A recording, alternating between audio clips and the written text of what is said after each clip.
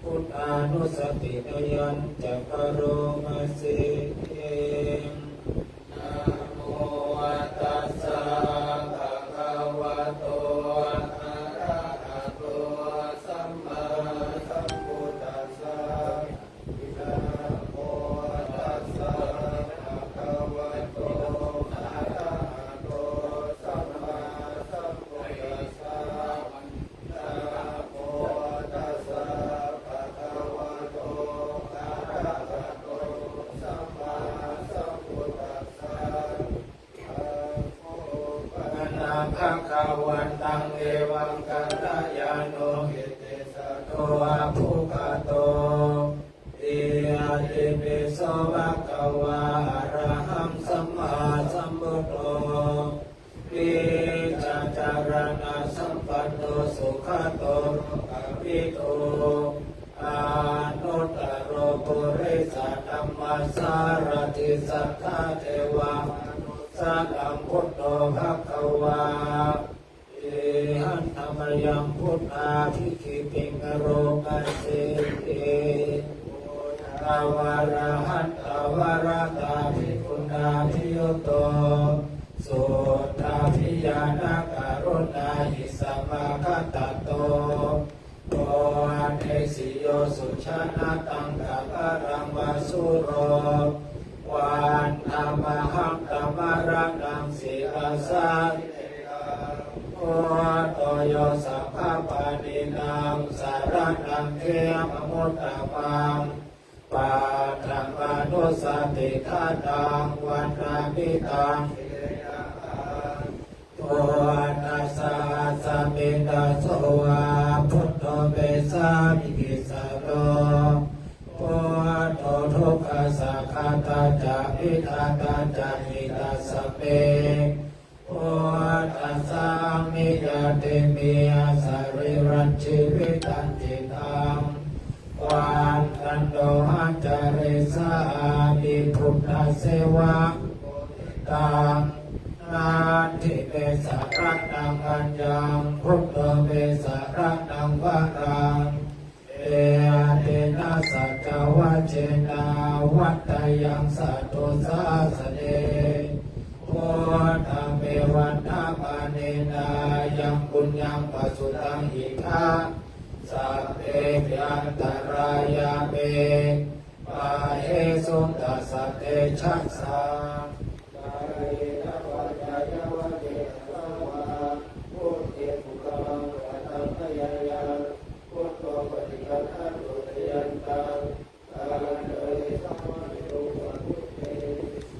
ธรรมยังธรรมานุสตินยังกโรมาเสเองภะคะโตภะคะวะตาธัมโมสันติติโกอาการิโกเอหิปัสสิโกโออาปันญายโกปัจจตังเวทิตาโพอินโยเอเตหันธรรมยังธรรมาภิกขิติงโรมาเสเองข้า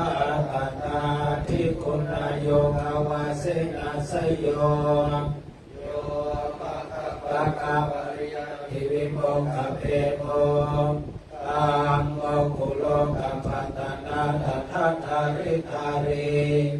วันธรรมหังธรรมหะรังวรธรรมเมตังธัมโมโยสัพพะปานินังสารนังเขมมุตตะมังตัวติยาโนสติฆาตังวันนามิตังสิเลนะหังธัมมัสสะหัสสมิตาโสวะธัมโมเมสามิกิสโลธัมโมทุกขสัคขตาจาพิทาตาจาหิตาสัมเปธัมมัสสะนิยาเตมิอาสาริรันชีวิตันติตังอันตะเรสามิธรรมเสวะสุธรรมตังนาติเมสารนังอัญญังธัมโมเมสารนังวะรังเอเตนะสัจวะเชนาวัตตยังสัตตุสาสเนธัมมังเอวันธรรมเนนา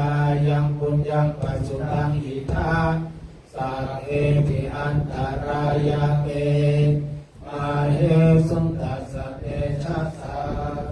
ยายนะวัจจายวัจจิตัสสาวะอาเมกุกามังปะตังมะยายังอาโมปฏิฆานะโตเตยะตังกาลันตะเรสังวริตุมัตตัมเมอันตมยังสังขานุสตินิยังกโรมาสิสุปฏิปันโนภะคะวะโตสาวกสังโฆโอชุปฏิปันโนภะคะวะโตสาวกสังโฆยายาปฏิปันโนภะคะวะโตสาวกสังโฆสามีจิปฏิปันโนภะคะวะโตสาวกสังโฆญาติทังจัตตาริปุริสายุคานิอัตตาปุริสาปุคลาเอสะภะคะวะโตสาวกสังโฆอาหุนายโยปาหุนายโยทักขินายโยอัญชลีอนิโยอานุตตรังปุญญเขตังโลกัสสะเอหันตมยังสัมขาภิกขิติงกโรกัสสิธัมมาโชสุปฏิปันติคุณาภิโยโตโยทัพพิโนอริยบุคลาสังฆาเสโทสิอาทิธรรมปวารสยกายจิตโตวันตามหังตัมริยานาคานังสุสุทังสังโฆโยสัพพปานินังสารนังเขมมุตตมังตติยานุสติทานังวันตามิตังสิเรนะหังสังฆาสหัสสะเมตาโสวาสังโฆเมสานิเกสะโรสังโฆทุกขัสสะภะตาจาปิกาตาจาอิกัสสะเมสังฆัสสะหังนิยาเทเมยะสะเรรัญจิวิตันติตังวันตันโตหัจาเรสามิสังฆโสปฏิปันนตังนาทิเมสะระนังอัญญังสังโฆเมสะระนังวรังเอเตนะสัจจวัชเชนาวัตยังสาธุสาสเนสังฆเมวันทาปาเนนายังปุญญังปัสสุตังหิทาสัพเพปิอันตรายาเมอาเหสุงตัสสะเตชัสสะกายนะวัจจายวัจจิตัสสะวะสังเฆกุกมังปะตังมะยายังสังโฆปฏิฆานะโตเตยะตังกาลันตะเรสังวริตุวะสังเฆอันธมายาติตาปัจเจเวคณาปะทังคณาบาเสชายาปัจจเวกิปาจิวะรังปาริปุตตังตายาวะเทวสิตัสสะปฏิฆาตายาอุณนัสสะปฏิฆาตายาตังสัมมากัสสะวะตะตะปัสสิเลสัพพะสัมปัสสะนังปฏิฆาตายายาวะเทวะหิริโอเปนะปฏิชาทนะตังอาจามายาปัจจเวกิตวายโยปิตาปะโตหริปุตโตโสเนวังอวายนามัตตายานามัตตานายานาวิปุสนายายาวะเทวะหิปัสสะกายสติติยายาปัญญาวิหิงสุภารติยาพระมจาริยานุภาหายาเออาติปุรานันจเวทันนัมปฏิหังคามินาวันจเวทันนันาอุปาเนสามิยาตราจเมภวิสติอนาวาชตาสุวิหารจาติอาจามายาปัจจเวกิตวายังเสนาสัตังบริปุตตาตังยาวะเทวาสิตัสสะปฏิฆาตายาอุณนัสสะปฏิฆาตายา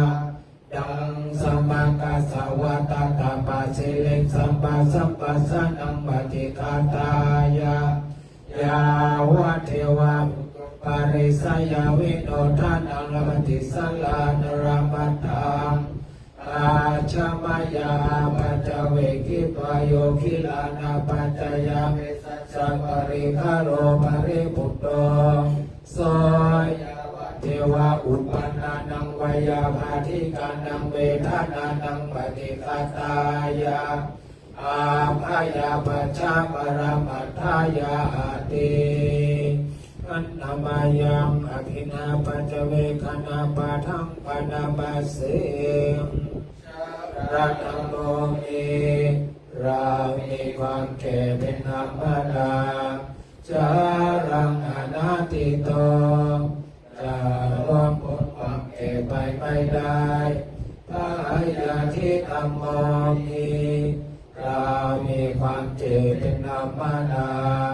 พายาทิงอนาติโตจะล่วงความแก่ไปไม่ได้มารณะธรรมโมมีเรามีความตายเป็นธรรมดามารณะอนาติโตจะล่วงพ้นความตายไปไม่ได้สัพเพหิเยหินาเปหินานาภาโววินาภาโวเราจะจะของรักของชอบใจทั้งหลายทั้งปวงธรรมะสัพพิกรรมกายโตเรามีกรรมเป็นของตนเราจะเป็นผู้รับผลของกรรมนั้นกรรมโยนิกรรมปันทุกรรมปฏิสารโนเรามีกรรมเป็นแดนเกิดเรามีกรรมเป็นเผ่าพันธุ์เรามีกรรมเป็นที่พึ่งพาอาศัยยังกรรมันตริสามีเราทำกรรมันใดไว้การละยานังวาปากรรมวาดีก็ตามชั่วก็ตามตาสัตยาโนภาวิสามีเราจะต้องเป็นผู้รับผลของกรรมนั้นเอวังอเมหิยาปิทังปัจจเวคิตาปังเราทั้งหลายพึงพิจารณาเรื่องอย่างนี้แลธรรมยังสิโลเกสาปะทังปนาปัสสิอาสิตาภิตันเตนะภะคะวะตาชนะตาปัสสตานาสัมมาสัมพุทเทนะปนาสิลาภิกขเววิหารตสัมปันนาติโมกขปาติโมกขสังวรสังโฆทวิหารตาจาระโคจาระสัมปันนาอานุมัติสุวัจเจสุภายาตัสสะวิสัมมาทายาสิกขาทาปฏิสุติตาสมาธิอัมเพหิสิกิตาปังสัมปันนาสิลาวิหาริสัมมาสัมปันนาปฏิโมกขาปาติโมกขสังวรสังโฆตวิหาริสัมมาอาจาระโกสัมปันนาอา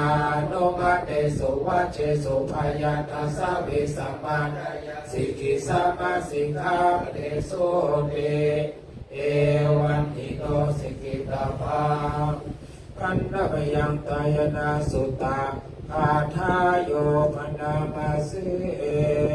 จิตตโสตังปะระกัมมากัมเมปันตุตะกัมมนานา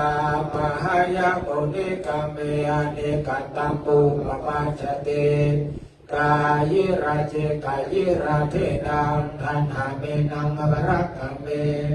สิทิโรหิปาริภาโชอภิญโยอติระเทระชัง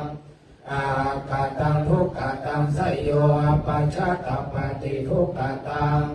กาตัญจะสุขตังไสโยอายังกัตตวานาปฏิโตอาโสยธาทุกขาหิโตเอวาทุขันตติสามัญญังทุกปารามัทังนิราชโยภคัตติ ยังกิจติสิทิลังกัมปังสังกิริสัญญยังวัตังสังกัสสะลังพรหมจาริยังนาตโมติมาปะลันติ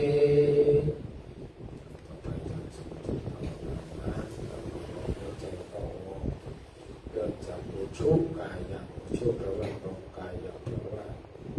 กายตั้งตัวให้ตรงดำรงสติไว้ให้มันมือทับมือขวาทับมือซ้ายกำหนดลมหายใจเข้าออกจะกำหนดไว้อย่างไรก็ได้ตามที่ฝึกมาหายใจเข้าพูนหายใจออกมาโทก็ได้หายใจเข้าลึกๆช้าๆถอนหายใจออกช้าๆอยู่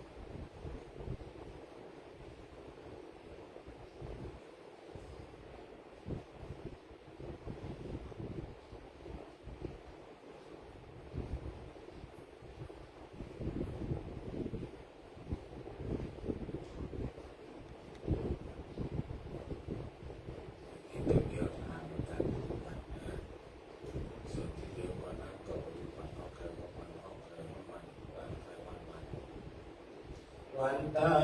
วิพุทธังสัพพเมโตสังฆามาทัเมวันเตวันตาวิธัมมังสัพพเมโตสังฆามาทัเมวันเตวันตามิสังฆังสัพพเมโตสังฆามาทัเมวันเตวันตามิอารุปัจจาจาริเยสัพพเมโตสังฆามาทัเมวันเตวันตามิกัมมัฏฐานังสัพพเมโตสังฆามาทัเมวันเตวันตามินาราเมปัตตาสีมายังสัพพเมโตสังฆามาทัเมวันเตวันตามิเจติยังสัพพังสัพพันธะเนสุอติติตาสาริราตันตุมหาโพธิงกุฏาโลปังสักกาลังสัตตานังคาโลเกเตวโรเกพรหมโลเกจัมโบติเปวิลาธาตุโยเกสาธาตุโยอะระหันตาธาตุโยนิยังกันตะโกติกันโตราสิติสาเสตัมภะกันเทอเมสัมปะทาเจติยังอะหังวันตามิสัพพโสวันตามิคันเตสัพพังกาปาระทังกามาทัเมวันเตตังบุญยังสามินาอัตโตโกติตาปังสามินาคัตตังบุญยังไปหังตาทัพปังสาธุสาธุอัตโตโกทา